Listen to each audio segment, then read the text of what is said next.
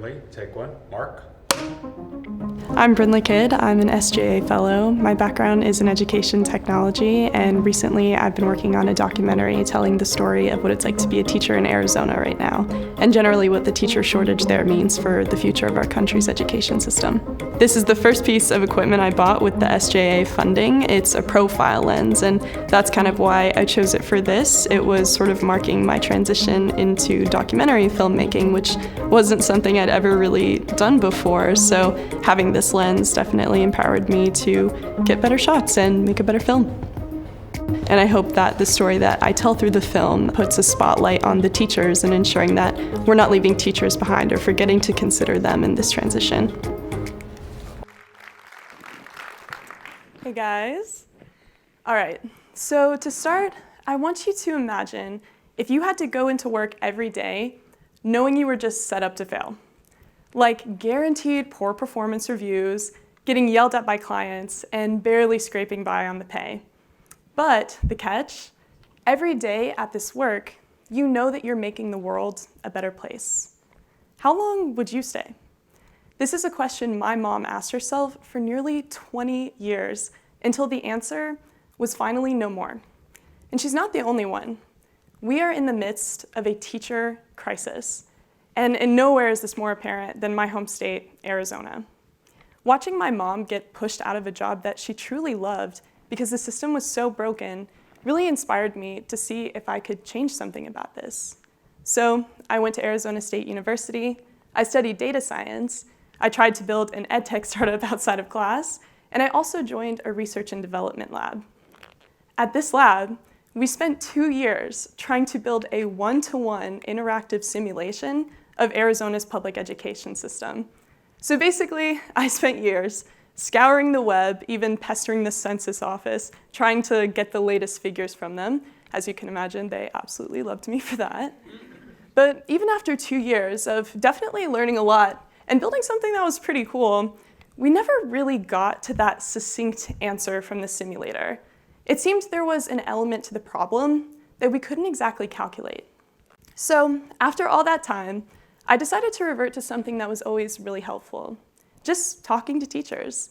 For months, I hit the road, ditching my computer and picking up a camera, just asking teachers and ex-teachers what their problems were and what kind of technologies that they thought they needed that I could build for them. But something became pretty clear. The problem that these teachers were facing was never calculable in the first place. It seemed like they were being confronted with a more deep-rooted, nuanced issue. They all felt they were being martyrized by a broader community of Arizonans that had basically given up on public education. It seemed like we've accepted this culture that our schools are so far gone, they're not even worth saving anymore.